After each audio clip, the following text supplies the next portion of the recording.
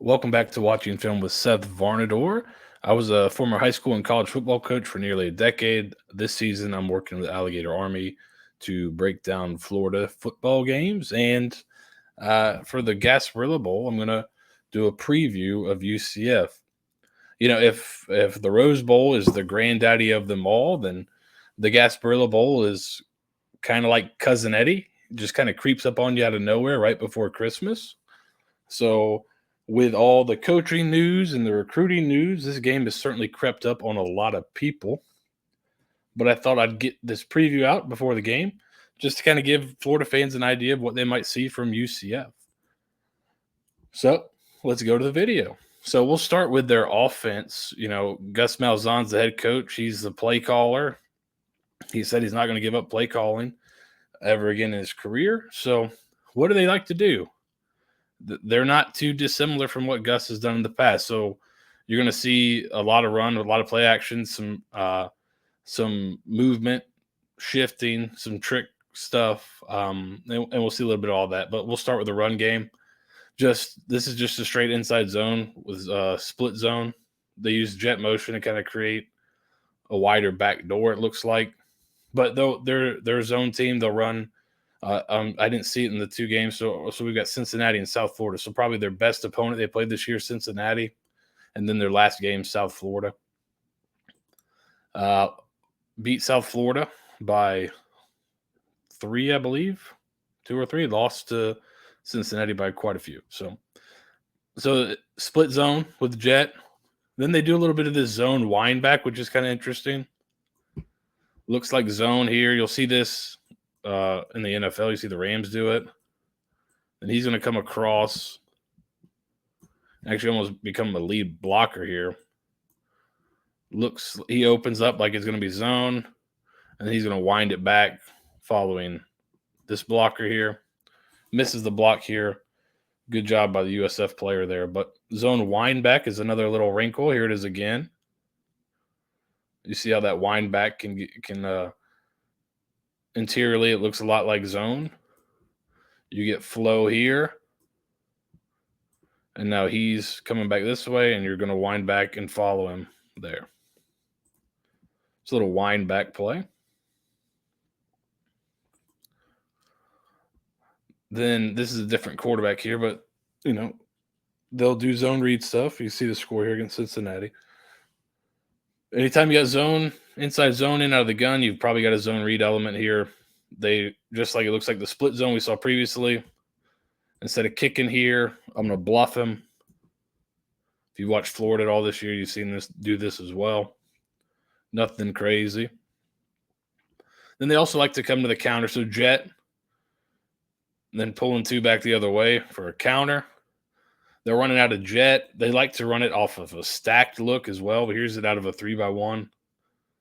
But they like to run it out of they kind of get a light box. They spread you out. So here, 3-1, started out an empty motion to it. What kind of box are you getting here? Right, functionally, this guy's, I wouldn't consider him inside the box, really. So functionally like a 4-1 box. At most, if you consider him in there, a 4-2 box, well, you should be all right there. They pull to it. Back makes a good cut. They've got some pretty good running backs. Offensively, got some good players. Here, the same thing. Now they stacked here and here. Again, trying to get a light box and use the counter against that light box number. So really, it's a simple count. If this guy wants to sneak in here and try to play the run, then we'll throw this out here. Otherwise, we like the box count with this run play here. And this is a big run that helped them kind of get to steal the game here. And so then they'll run. So right here, this is a little wildcat.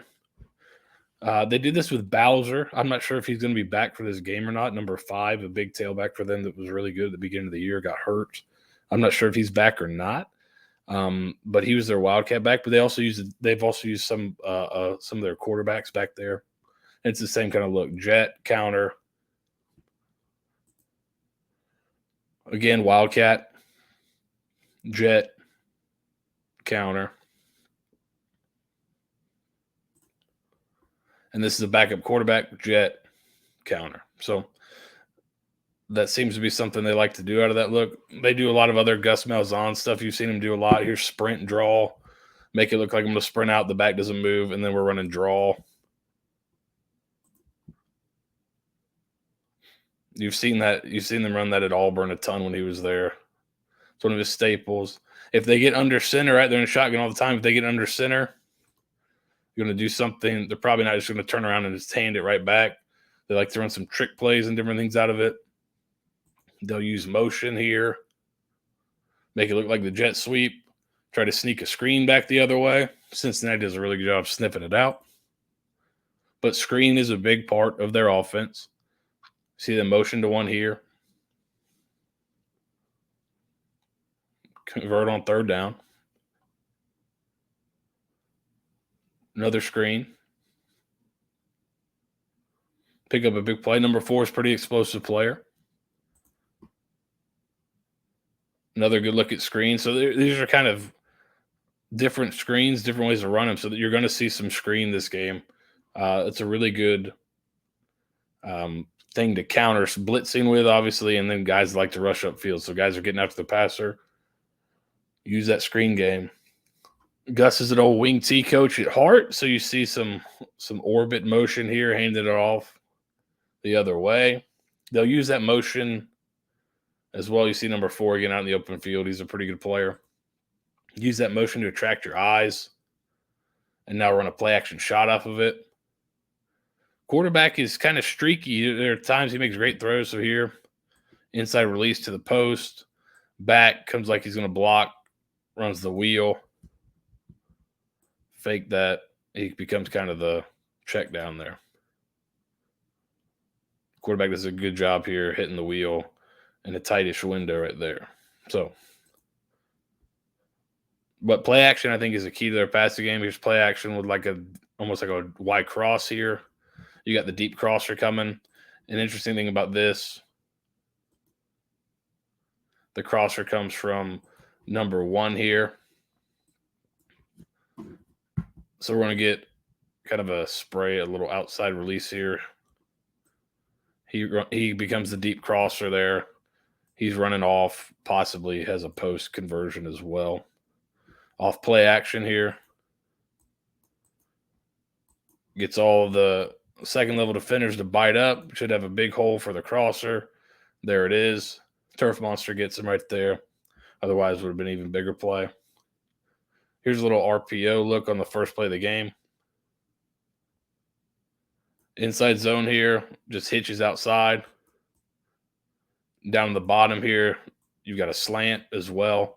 So you can kind of work either side here. One might be a pre-snap look, a post-snap look. They play it, throw it out there. They still got some. There's number 4 again, flashing. This was a well-designed play here down in the red zone. You get the bunch look here. 3's going to run a corner. I believe he's going to run kind of a middle route. He's going to run a pivot, I believe. So right here, pivot, corner, just smash, high-low on him. If I get man coverage, I like the corner route. That's what they get here for a touchdown.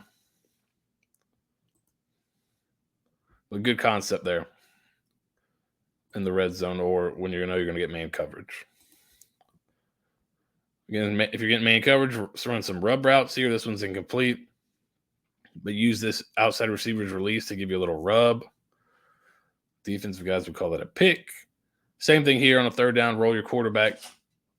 Got decent athleticism. Can get out of the pocket and throw on the run a little bit here. Roll the pocket. Get a little rub for a first down there right before the half. They end up converting into a touchdown, which is right here. Really good ball by the quarterback there. Outside. Away from the defender. Receiver catches it for a touchdown. Just barely in the front corner of the end zone there. Good job. Where have they had some issues? They haven't been great at pass pro. I think they're like kind of middle of the road in terms of sacks given up a game. I believe they're giving up about 2 a game. So these are not, these both are back to back here, 4-man rushes by Cincinnati. They're getting home, getting pressure. Cincinnati's got some good dudes, but I think Florida's got some pretty good guys up front too that could possibly give them some trouble if those guys are playing hard. If you don't contain this quarterback, he's pretty decent on the run here. This is a nice play by him, rolling out of the pocket, keeping his eyes downfield and completing a pass on the run there. But he's a young guy. He's only a freshman, I believe. So he's going to throw you some. In their losses, this is obvious, but in their losses, they've turned the ball over quite a bit. And those have been against the better teams they've played. So maybe defenses hasn't really challenged him too much, but he doesn't have the strongest arm. You see here, this one takes a little bit to get out there. They're trying to run hitch seam. They kind of fall off of the seam. You can't really tell exactly what's going on, but tries to throw that hitch out there. It gets housed. So if you're Florida, you're trying to bait him into some of these throws, even get a big momentum shifting play, take advantage of the young guy. Defensively, I think Florida fans would be familiar with Big Cat Bryant, UCF. There he is making a play in Cincinnati. Didn't make a ton of them. They were down 28-0, but he's a pretty good player, and he's played in the SEC for a while, and he's one to watch for sure. They do some games up front. You'll see them move up front a little bit, kind of run twists and stunts and all kinds of different stuff up there. I think they like to do that. They'll play 2 high safeties a lot, and it looks like it plays, could be versions of cover 2, could be versions of, quarters and all that kind of fun stuff. But they do a pretty good job. You see this big move right here.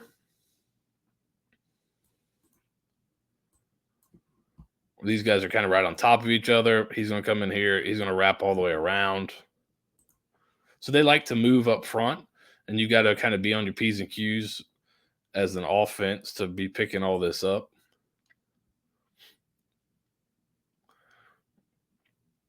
Here it is again. Again, moving up front. You see this here. Looks like on both sides. Penetrator and then wrapping inside. Basically hoping I can eat up 2 with this guy. And now one-on-one there, except I got another one coming. So I'm hoping I get 2-on-1 on the center there and let that interior guy eat those up. Not a bad job there by Cincinnati passing it off, but good coverage down the field. They're not afraid to come up and play man coverage. They're an even front team mostly. The problem with all that movement, and I think Florida fans have seen in the past, sometimes you move yourself out of a run play if you don't fit it up exactly right. You'll move yourself out of a gap. I think the LSU game comes to mind. Florida kind of had to move themselves totally out of a run play, but they'll also do this. They'll come up and play a bunch of guys at line of scrimmage. There's no safeties deep.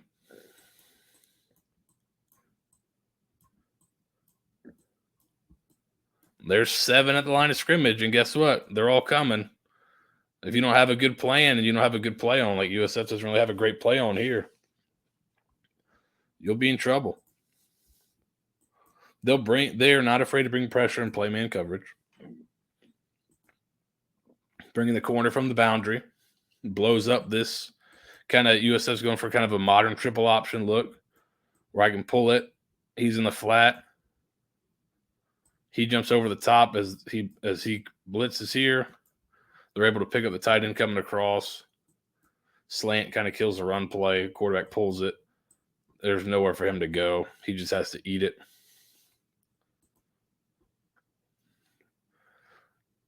Another blitz off the edge. Able to beat this one with the throw. And that's what you're going to have to do. You're going to have to make them pay when they bring pressure. Here again, bringing pressure. Kind of run away from the pressure with the jet motion there. Blocked up well for the counter look for USF. So there are plays to be made against the pressure here. and they like to let their safeties get involved in the run game. So you'll see a lot of times these two guys have eyes in the run game, and they're playing, looks like playing man coverage with the two safeties eyeing on the run game. Could be kind of a version of quarters possibly, but they're not afraid to play man coverage, but that gives you opportunities to make plays. Since Cincinnati here makes a play for a touchdown. Here's another look at some more man, and then you can also see they'll crowd the line of scrimmage. You got to make plays in space right there. You're able to. Here's another one. Playing cover one, straight man. They bring pressure. Again, if you can pick it up, there's opportunities to make plays down the field, I think, in man-to-man coverage. You got to pick up the blitz. But there's some opportunities to make some plays down the field. This is something that I like to do that I think will, could cause some problems right here. So they're showing a lot of guys the line of scrimmage, right? 3, 4, 5, 6, 7. It looks like again. At the snap, we're going to drop 2 out. So it looks like we're going to bring 7. You may be thinking I'm going to get one of these quick throws on like a hot route.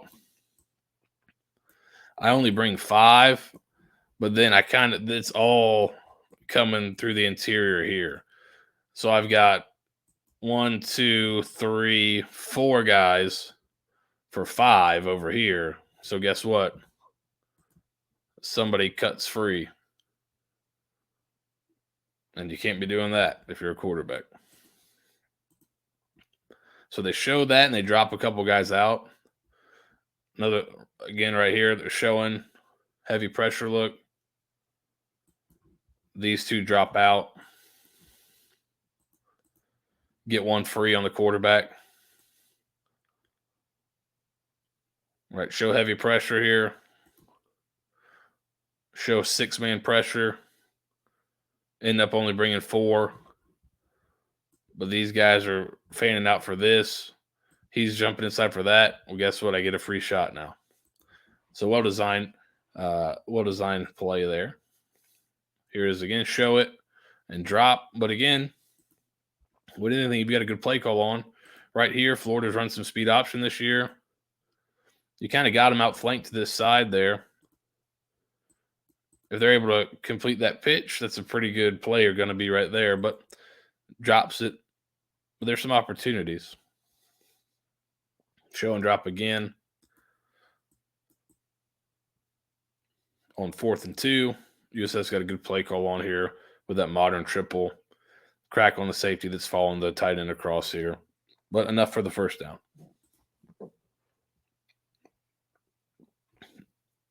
When they don't bring a ton of guys and you force them to play, I think they want to play more aggressive. It seems like something I know USF's head coach Jeff Scott talked about them playing a little bit more, I think, man coverage, I believe it was, towards the end of the year.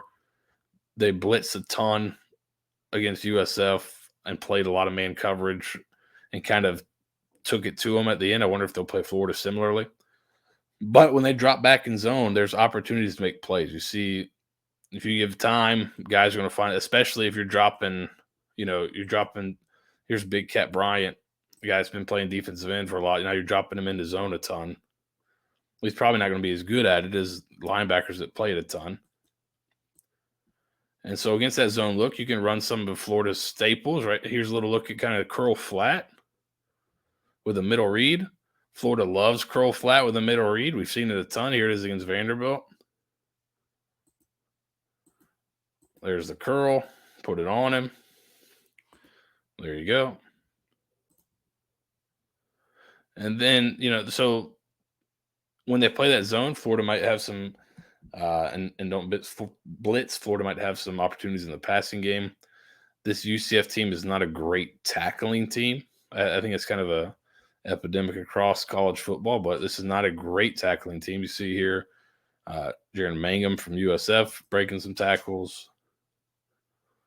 Again here. And then here's on the perimeter, Jimmy Horn is a really good player for USF, but not wrapping up, not bringing any kind of any arms to that, just bringing the shoulder there allows them to get a bigger run. And then for Florida, UCF had some problems with power against Cincinnati. We've seen Florida run a ton of quarterback power. Maybe this is a game where they want to run the ball, get back to kind of the beginning of the season where they're running the ball really well. There's another look at it.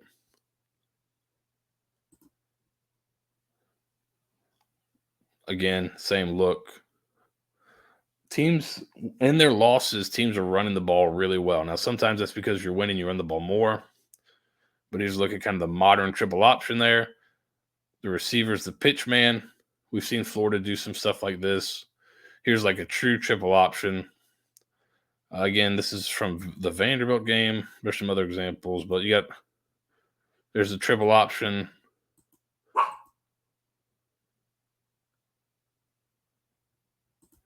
And then you have a more look at kind of the more modern triple option where you can throw it out there to the flat guy.